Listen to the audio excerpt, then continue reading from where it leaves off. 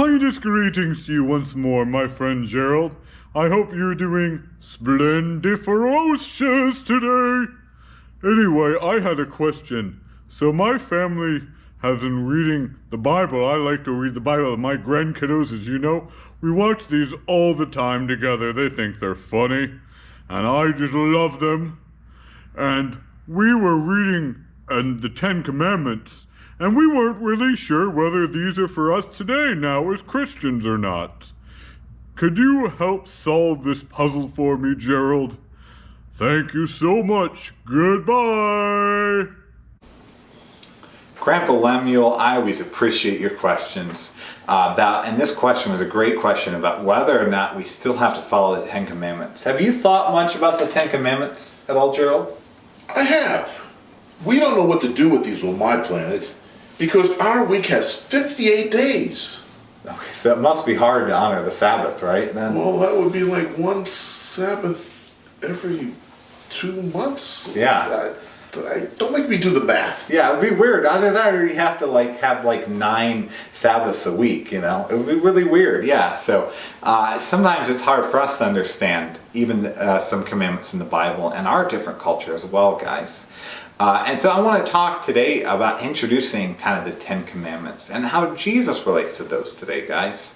Well, the Ten Commandments, for those who don't know, any kids that might not be aware of these Ten Commandments, they're actually a list of rules in the book of Exodus, in Exodus chapter 20. And these rules are given to Moses by God. So actually he ended up writing down on a tablet a whole really famous passage in the Bible where he's given them and he describes these commandments that God has given to the people. We're going to look today at all of them and we're going to see how only Jesus can really follow them all. As we go in the next couple of weeks, we're going to learn about some individual ones of the commandments, some lessons from them. But today we're going to look at the whole big picture, the whole big thing. And instead of asking you guys to read the Ten Commandments today in family worship, which is so important like we always say, I want to ask you guys to read Galatians chapter 3, verses 15 through 29 with your parents in family worship. And actually, this is all about how the law and the gospel, the law is the commandments from God, and the gospel is the good news of Jesus, how they kind of relate to one another today.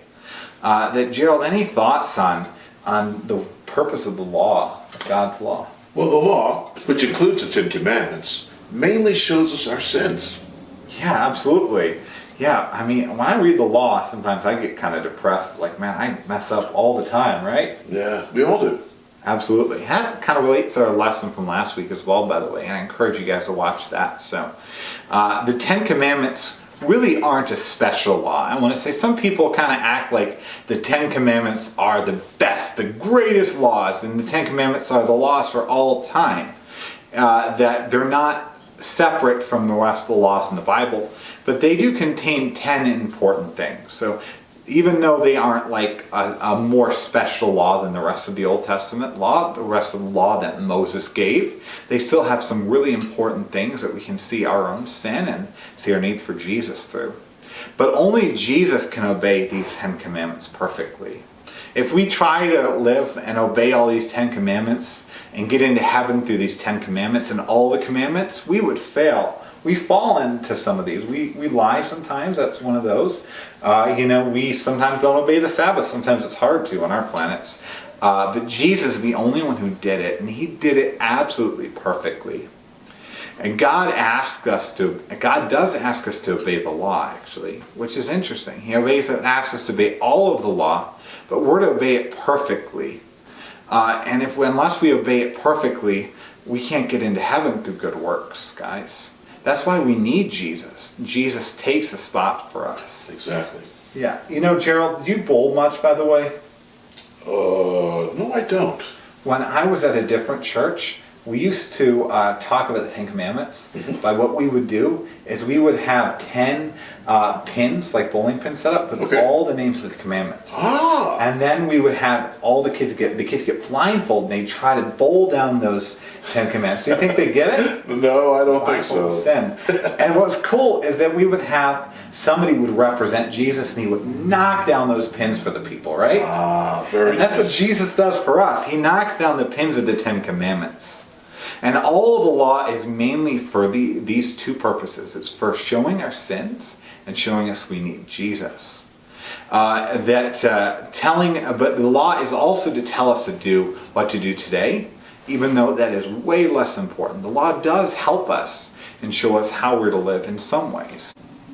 The Old Covenant law included the 10 Commandments, and they forbid things that for symbolic reasons. Like, so sometimes some of the things the law does forbid that are things that we don't have to directly follow. Like, do you like crabs, Gerald? Not really. Okay, do you like any seafood at all, or shellfish? Eating shells on a fish? That doesn't even sound appetizing. What? Some people like to have it today, or some people like to have cheeseburgers. Oh, cheeseburger. Oh, yeah. Those are things, actually, that if we had to follow all the Old Testament law, we couldn't have those today. We couldn't eat those today. And the reason why, actually, was those are meant to be symbols of how God's people were to be different. Even be set apart. cheeseburgers? Even cheeseburgers, because it has the mother's milk on the meat. So that's why there's an Old Testament law. Yeah. Okay. So, but there's other ones, like, there are laws about how you deal with a crime. And some of these laws are for the nation of Israel, but we're not the nation of Israel anymore. So we have to understand some of it's for us, some of it relates to us today, and some of it's for the nation, and some of it's just a symbol, right? Yeah, okay. Absolutely. Any other thoughts then about the Ten Commandments? Well, we can always try and still follow the spirit of the Ten Commandments if we look into the Bible to see why God gave the rules he gave in the Old Testament. That's exactly right, yeah. And there are a lot of ways, and we'll find out for each individual commandment some of those ways as we go through the study. The Ten Commandments and the law is for all of us, guys. So, and you asked if it's for us, Grandpa Lemuel, it is for all of us, because it was first for Jesus. Do we have a Bible verse to memorize, Gerald? Today's memory verse comes from Galatians chapter 3, verse 24. As it is written, so then, the law was our guardian until Christ came, in order that we might be justified by faith. Wonderful. That's a great verse. I guess I need to teach you how to bowl in light of your response earlier. So let's go learn some bowling tips. Well, I can't really grab the ball with my hooves. Maybe we'll get some tape and we'll figure it out, right? Okay. You guys have a great week.